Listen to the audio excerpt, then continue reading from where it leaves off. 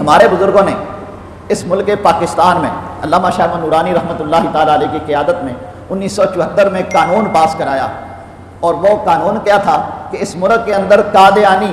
وہ نہیں رہ سکتے، قادیانی اسلام دشمن ہیں، وہ پاکستان کے بھی دشمن ہیں، یہ قانون پاس کرایا گیا۔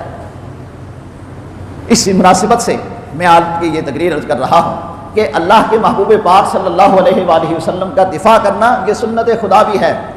سنت صحابہ بھی ہے کہ نبی پاک صلی اللہ علیہ وآلہ وسلم کے صحابہ کرام رضوان اللہ تعالیٰ علیہم اجمعین اپنا تن من دن سب کچھ حضور کی عزت و ناموس پہ قربان کر دیتے تھے، اور اللہ رب العالمین ایسے بندوں کو پسند فرماتا ہے جو اپنے وطن کے لیے اور دین اسلام کے لیے قربانیاں پیش کرتے ہیں، اس کا دفاع کرتے ہیں۔ چنانچہ اسی مناسبت سے میں نے آج آپ کے سامنے سورہ آل عمران کی آخری آیت مبارکہ تلاوت کی۔ اللہ نے ارشاد فرمایا یا ایھا الذین آمنوا اصبروا وصابروا ورابطوا واتقوا اللہ لعلکم تفلحون، اے ایمان والو صبر کرو اور صبر میں دشمنوں سے آگے رہو، اور ارشاد فرمایا ورابطوا اپنے ملک کی نگہبانی کے لیے اپنی سرحدوں کی حفاظت کرو، واتقوا اللہ اور اللہ سے ڈرتے رہو، لعلکم تفلحون تاکہ تم کامیاب ہو جاؤ، تم فلاح پا جاؤ۔ رب کائنات نے مسلمانوں کو فلاح و کامیابی کا یہ گر بتایا کہ اگر تم یہ چاہتے ہو تمہیں فلاح و کامیابی ملے تو صبر کرنا پڑے گا، اور صبر کیا ہے؟ الاستقامت، استقامت اختیار کرنا۔ یہ بات یاد رکھیے کہ ہر ملک کی کوئی نہ کوئی سرحد ہوتی ہے، اس کے رہنے والے جہاں رہتے ہیں اس ملک کے ارد گرد جہاں جا کے اس ملک کا وہ حدود اربع ختم ہوتا ہے، اس سے دوسرے جو ممالک ہوتے ہیں وہ وہاں اس کے درمیان کی جو جگہ ہے اسے سرحد اور بارڈر کہا جاتا ہے۔ ہمارے ملک پاکستان کا بھی ایک بارڈر ہے جو ایک طرف سے ایران کے ساتھ، دوسری طرف سے افغانستان کے ساتھ، اور تیسری طرف انڈیا کے ساتھ، بھارت کے ساتھ لگتا ہے۔ اب یہ ملک پاکستان کا دفاع، یہ ملک پاکستان کیونکہ اللہ اور اس کے رسول کے نام پہ بنا، اور جب پاکستان بنا تو اس کا ایک ہی نعرہ تھا، پاکستان کا مطلب کیا؟ محمد الرسول اللہ۔ پاکستان کا مطلب کیا؟ محمد الرسول اللہ۔ یہ پاکستان اس نعرے کی بنیاد پہ بنا، اور جب بنا تو پہلے تو ہندو چاہتے ہی نہیں تھے کہ پاکستان علیحدہ ملک بنے، وہ چاہتے تھے جس طرح ہمارے درمیانی میں مسلمان پس رہے ہیں، پستے رہیں، ان کے اوپر ظلم و زیادتیاں ہوتی رہیں، جس طرح آج کشمیر میں کر رہے ہیں۔ کل آپ نے دیکھا کہ محمد علی گیلانی، وہ سید علی گیلانی، وہ فوت ہوئے تو ان کا جنازہ بھی ان کے رشتہ داروں کی مرضی کے مطابق نہ پڑھایا گیا ہے، اور نہ جہاں وہ چاہتے تھے اسے دفنایا گیا ہے۔ یہ ظلم و زیادتیاں ہیں جو پوری دنیا کو دکھائی جا رہی ہیں۔ ہندو یہی چاہتا تھا کہ مسلمان ہمارے ماتحت رہیں، لیکن ہمارے بزرگوں پہ اوپر اللہ ان کی قبروں پہ ہزاروں رحمتیں نازل فرمائے، کروڑوں رحمتوں کا نزول فرمائے۔ انہوں نے دو قومی نظریہ پیش کیا، انہوں نے کہا ہندو اور مسلمان کبھی آپس میں اکٹھے نہیں ہو سکتے، نہ ان کی سوچ ایک ہے، نہ ان کا عقیدہ ایک ہے، نہ ان کا طریقہ کار ایک ہے، یہ اکٹھے رہ ہی نہیں سکتے، لہذا ہمارا علیحدہ ملک ہونا چاہیے۔ اب جب ہمارا علیحدہ ملک بن گیا تو ہندوؤں نے، ہندوستان والوں نے، انڈیا والوں نے پھر بھی پیچھا کیا تاکہ مسلمانوں کو کمزور کیا جائے، اور اس کے لیے اس نے مختلف قسم کی سازشیں کی، منصوبہ بندیاں بنائیں۔ ان منصوبہ بندیوں میں سے ایک تھی کہ مذہبی انتشار پیدا کیا جائے، اور وہ اس مذہبی انتشار کا جو سب سے پہلا ان کا نمائندہ تھا وہ مرزا غلام احمد قادیانی تھا۔ یہ بھی بدنصیب قادیان، یہ انڈیا میں ہے، قادیان میں پیدا ہوا اور پھر یہ پاکستان میں آ گیا۔ اس خبیث بدنصیب نے نبوت کا دعویٰ کر دیا، اور پھر اس کی جو خبر گیری ہمارے مسلمانوں نے کی، پیر میر علی شاہ صاحب رحمۃ اللہ تعالیٰ علیہ، اعلیٰ حضرت عظیم البرکت رحمۃ اللہ تعالیٰ علیہ، وہ میں بعد میں عرض کروں گا۔ ابھی صرف یہ کہ جب ملک پاکستان بن گیا، اب انڈیا کی فوج آئے روز ہمارے مسلمانوں کو تنگ کرتی تھی، اور وہ کسی نہ کسی طریقے سے کوشش ہوتی تھی کہ مسلمانوں کے اوپر حملہ کیا جائے، یہاں تک کہ انہوں نے سن 65 میں یہ منصوبہ بندی بنا لی کہ ہم لاہور میں جائیں گے اور ناشتہ ہمارا لاہور میں ہوگا۔ چاروں طرف سے لاہور کے اوپر انہوں نے حملہ کرنے کی کوشش کی، اور اس حملے سے لوگوں کی توجہ ہٹانے کے لیے سیالکوٹ میں حملہ کیا تاکہ ہمارے فوجی ادھر متوجہ ہوں اور یہ ادھر حملہ کرتے۔ لیکن الحمدللہ ثم الحمدللہ ہماری فوج، اسلامی فوج، دنیا یہ ماننے کے لیے تیار ہے کہ جو پاکستان کی فوج کے اندر جذبہ اور شوق ہے وہ دنیا کی کسی فوج میں نہیں، اور یہ جذبہ اور شوق صرف اور صرف کیا ہے کہ کہ اس کا ہماری فوج کا ایک ہی ماٹو ہے اور وہ ہے شہادت ہے مطلوب مقصود مومن، نہ مال غنیمت نہ کشور کشائی۔ یہ کہتا ہے مجھے شہادت ملنی چاہیے، میں اپنی جان اللہ کی راہ میں قربان کروں۔ اب ایک طرف وہ کافر تھے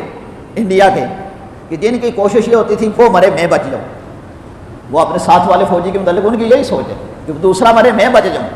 اور ہمارے فوجی کے دل میں یہ شوق ہوتا ہے کہ مجھے شہادت نصیب ہو، میرا دوست بچ جائے، میں پہلے مروں۔ اور یہ وہ جذبہ ہے جس کا کافر کے پاس کوئی علاج نہیں ہے، کوئی حل نہیں ہے۔ آج بھی آپ نے چند دن پہلے امریکہ کے صدر کی یہ بات سنی، اس نے کہا ہم افغانستان کی فوج کو اسلحہ ہی دے سکتے تھے، جذبہ تو نہیں دے سکتے تھے۔ جذبہ تو یاد رکھیں، جنگیں ہمیشہ جذبوں سے لڑی جاتی ہیں، اسلحے سے نہیں۔ اگر اسلحے سے لڑی جاتی تو امریکہ افغانستان سے نہ نکلتا۔ اس نے اس بات کا اعتراف کیا کہ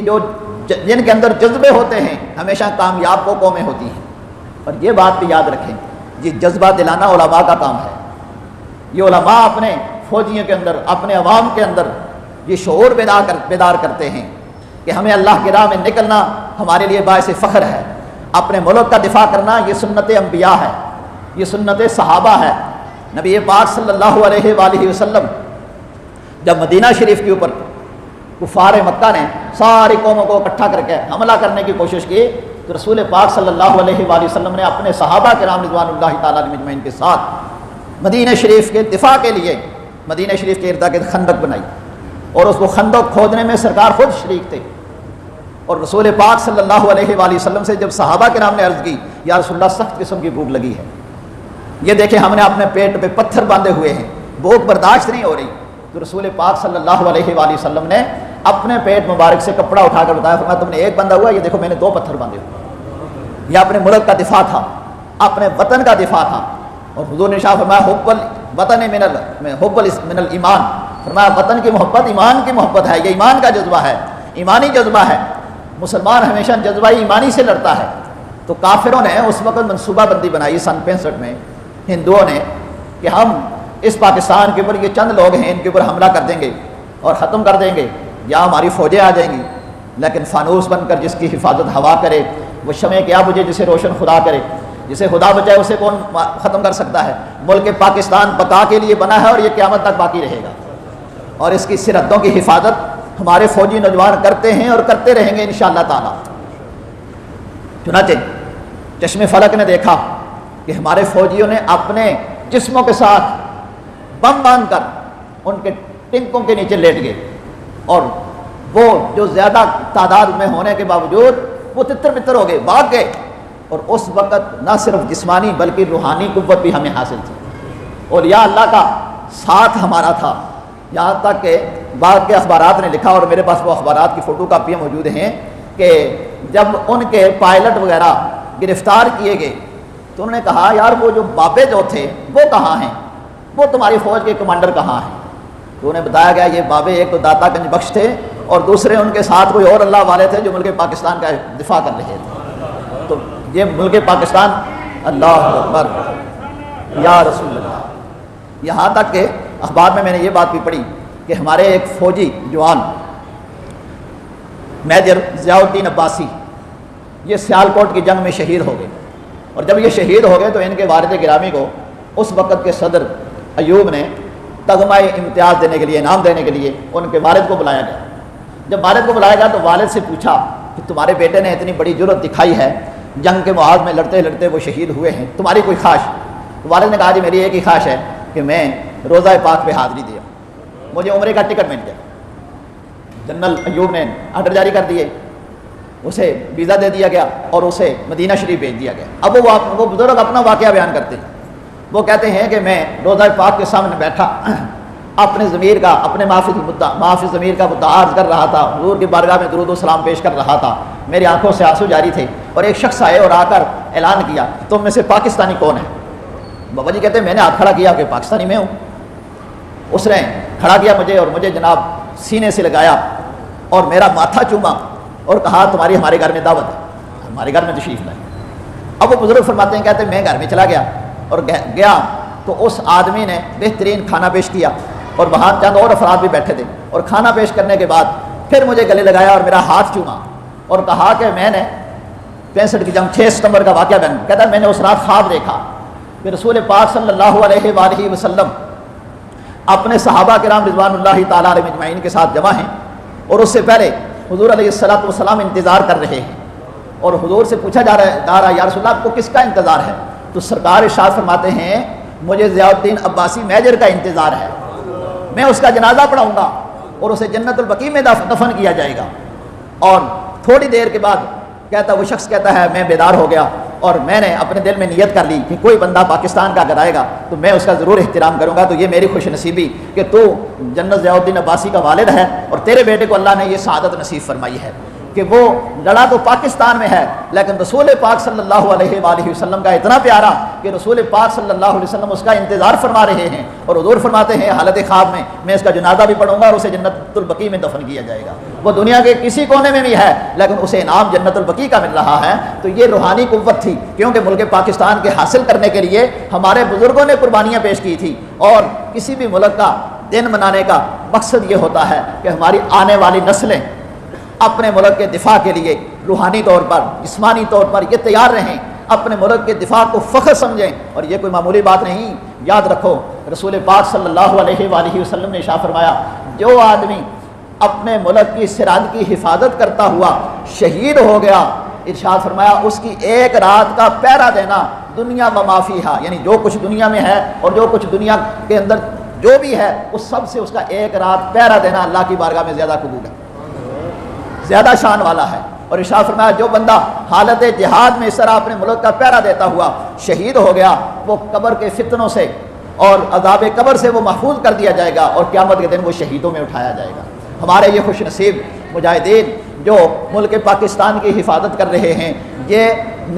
मुल्क की हुदूद की हिफाजत कर रहे हैं, लेकिन ये भी याद रखें आप भी और वो भी याद रखें कि इनके पीछे भी यही दीनी कुव्वतें हैं, ये मुसलमानों के ये खुतबात हैं उलमा किराम के, कि उन्हें कुरान और सुन्नत की रोशनी में उन्हें बताते रहते हैं कि तुम्हारा खड़ा होना भी बेकार नहीं, तुम्हारा गाजी बनना भी बेकार नहीं, तुम्हारा जान देना भी बेकार नहीं, तुम हर हाल में अल्लाह की राह में लड़ रहे हो और जो अल्लाह की राह में लड़ता है वो कभी नाकाम नहीं होता, हमेशा कामयाब होता है। क्योंकि रब्बे कायनात ने ऐसे कामयाब लोगों के मुतल्लिक़ अपने कुरान में इरशाद फरमाया या अय्युहल्लज़ीना आमनुस्बिरू वसाबिरू वराबितू वत्तकुल्लाह लअल्लकुम तुफ्लिहून, ईमान वालों सब्र करो और दुश्मन के मुकाबले में आगे आगे रहो और अपने मुल्क की हिफाजत करो, बेशक अल्लाह डरने वालों को अल्लाह से डरते रहो ताकि तुम फलाह पा जाओ। अल्लाह ने कामयाबी का गुर ये बताया कि जो भी तुमने अच्छा काम शुरू किया है उस पर इस्तिकामत इख्तियार करो। तो अल्हम्दुलिल्लाह हमारे बुज़ुर्गों ने ये मुल्क पाकिस्तान बनाया और इसके दिफा के लिए उन्होंने कुर्बानियाँ पेश की। आज हमारी अफवाज, ये हमारे नौजवान वतन के चप्पे चप्पे की हिफाजत कर रहे हैं, हम हर एतबार से उनके साथ हैं, लेकिन इसके साथ साथ नज़रियाती सिरतों की हिफाजत भी ज़रूरी है और नज़रियाती सिरतों की हिफाजत सिर्फ उलमा करते हैं। क्योंकि जिहाद की 3 किस्में होती हैं, एक है जिहाद बिल सैफ जो हमारे फौजी करते हैं, दूसरा है जिहाद बिल कलम और तीसरा है जिहाद बिल लिसान जो उलमा करते हैं। जिहाद बिल कलम लिख कर कुरान और सुन्नत के इशाअत करके अल्लाह और उसके रसूल का पैगाम लोगों तक पहुँचाना, जो बुराइयां हैं माहौल माशरे से उन्हें ख़त्म करना, जो अच्छाइयाँ हैं उनकी तरवीज करना, ये उलमा लिख कर शुरू से लेकर अब तक और अब से लेकर ताकि आम क़यामत ये जिहाद करते हैं और करते रहेंगे। और तीसरी किस्म जिहाद बिल लिसान जो अल्हम्दुलिल्लाह उलमा किराम कर रहे हैं और करते रहेंगे, ज़ुबान के ज़रिए से अल्लाह और उसके रसूल का पैगाम लोगों तक पहुँचाना, लोगों के नज़रियात को ठीक रखना, क्योंकि अगर लोगों का नज़रिया बिगड़ जाए तो फिर उन्हें कोई राय रास्त पे नहीं ला सकता। इसलिए हम अपनी नौजवान नस्ल को बारहा कहते हैं मोबाइल छोड़ो, इस्लाम की तरफ आओ और या अल्लाह की हिकायात पढ़ो, कुरान और सुन्नत की इशाअत करो, क्योंकि हमारा दुश्मन हमारे अंदर भी मौजूद है, हमारे बाहर भी मौजूद है, हमारे मुल्क में भी हैं, बैरून मुल्क भी हैं। और बैरून मुल्क तो हमारे फौजी अपने सिरतों की, अपने बार्डर की हिफाजत कर रहे हैं, अंदरून मुल्क हम में से हर एक की जिम्मेदारी है। कोई भी ऐसा शख्स जो नबी पाक सल्लल्लाहु अलैहि वसल्लम की तौहीन करने वाला हो, सहाबा की तौहीन करने वाला हो, अहले बैत पाक की तौहीन करने वाला हो, वो बदनसीब इस्लाम का भी दुश्मन है, मुल्क पाकिस्तान का भी दुश्मन है। वो इंतशार फैलाना चाहता है और हमारे बुज़ुर्गों ने इस मुल्क पाकिस्तान को बड़े कुर्बानियों से पेश किया है। हम इसके अमन के रखवाले हैं, हम इसको अमन देना चाहते हैं, इसके अंदर किसी किस्म का शर्र व फसाद नहीं। लेकिन सबसे ज़्यादा इस मुल्क का दुश्मन कादियानी है, क्योंकि जब पाकिस्तान बना और कायद आज़म अलैहिर्रहमा ने कोशिशों से इस मुल्क पाकिस्तान को बनाया, और जब कायद आज़म फौत हुए तो उस वक़्त का जो वज़ीर ख़ारजा था ज़फ़रुल्लाह खान, اس نے قائد اعظم کا جنازہ نہیں پڑھا اور اس سے پوچھا گیا کیوں نہیں جنازہ پڑھا؟ اس نے کہا جی وہ مسلمان تھے اور مجھے مسلمان نہیں سمجھا جاتا، میں اس لیے جنازہ نہیں پڑھتا۔ اور اس وقت سے لے کر اب تک یہ اعلیٰ پوسٹوں پہ یہ غیر مسلم یہ قادیانی موجود ہیں، جبکہ ہمارے قانون میں بھی یہی ہے کہ جو ملک پاکستان کے قانون کو نہیں مانتا وہ کسی اعلیٰ عہدے پہ جانے کا اختیار نہیں رکھتا۔ لہذا ہمارے بزرگوں نے الحمدللہ علامہ شاہ نورانی رحمۃ اللہ تعالیٰ علیہ اور اس سے پہلے سید ابو البرکات رحمۃ اللہ تعالیٰ علیہ جن کے مرید تھے آپ کے یہاں کے خطیب مولانا اسلم برکاتی رحمۃ اللہ تعالیٰ علیہ، یہ مولانا سید ابو البرکات رحمۃ اللہ تعالیٰ علیہ کے مرید بھی تھے، ان کے شاگرد بھی تھے۔ انہوں نے یہاں دین اسلام کی ترویج کی، اشاعت کی، اور سید ابو البرکات رحمۃ اللہ تعالیٰ علیہ نے ملک پاکستان بننے کے 6 سال بعد سن 1953 میں باقاعدہ اس بات کی آپ نے اشاعت کی اور قیادت فرمائی کہ قادیانی پاکستان کے اور اسلام کے دشمن ہیں، اور اسی بنیاد پر کئی مسلمانوں کو شہید کیا گیا، کئیوں کو قتل کر دیا گیا، جس طرح آج بھی آپ نے دیکھا کہ بیرون ملک رسول پاک صلی اللہ علیہ وآلہ وسلم کی گستاخی ہوئی اور پاکستانیوں نے یہاں جلوس نکالے، اس بنیاد پر یہاں ان کو قید کر دیا گیا، اور اب تک کئی بیچارے اسی بنیاد پہ قید میں ہیں۔ تو اس وقت بھی ان کی طرفداری کرتے ہوئے ان کو خوش کرنے کے لیے ہمارے بہت سارے پاکستانیوں کو شہید کیا گیا، قتل کیا گیا، لیکن یہ جذبہ مسلمانوں کا ٹھنڈا نہیں ہوا اور نہ ہی ہوگا۔ ہمارے بزرگوں نے یہ بتایا کہ رسول پاک صلی اللہ علیہ وآلہ وسلم کے فرمان سے پہلے رب کا فرمان ہے۔ رب کائنات نے ارشاد فرمایا ما کان محمد ابا احد من رجالکم ولکن رسول اللہ و خاتم النبیین، کہ محمد صلی اللہ علیہ وآلہ وسلم خاتم النبیین ہیں،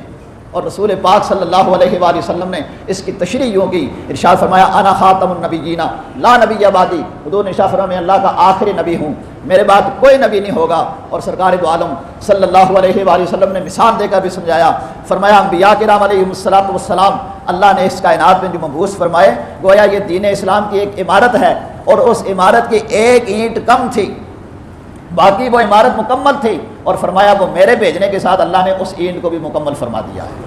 اب یہ عمارت مکمل ہے، اب اس کے اندر جو دخل اندازی کرنے کا کوشش کرے گا وہ دجال ہوگا، وہ کذاب ہوگا۔ اور سرکار دو عالم صلی اللہ علیہ وآلہ وسلم نے ارشاد فرمایا میری امت میں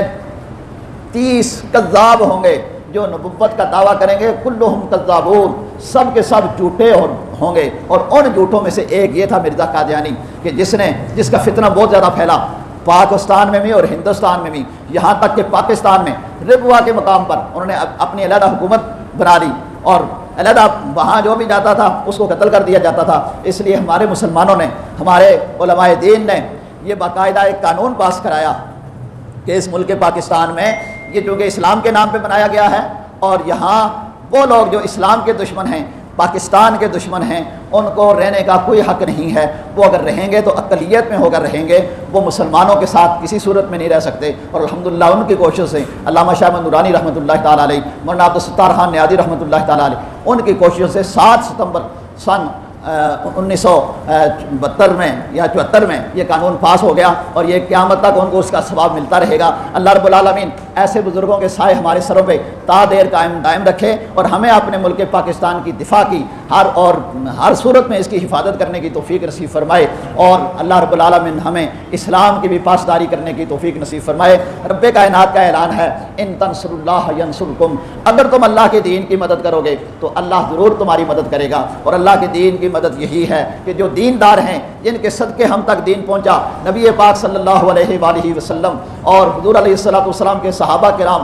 اہل بیت عظام، سب کی عظمتوں کا اعتراف کیا جائے۔ اور یہی وہ پیغام تھا جس کے لیے امام حسین رضی اللہ تعالیٰ عنہ نے میدان کربلا میں بھی اپنی قربانی پیش کی، اپنے بچوں کی قربانی پیش کی کہ اللہ اور اس کے رسول کا یہ پیغام تا قیامت لوگوں تک پہنچتا رہے۔ اللہ تبارک و تعالیٰ ہمیں اس دین کی پاسداری نصیب فرمائے اور اسی پہ خاتمہ نصیب فرمائے۔ وآخر دعوانا ان الحمد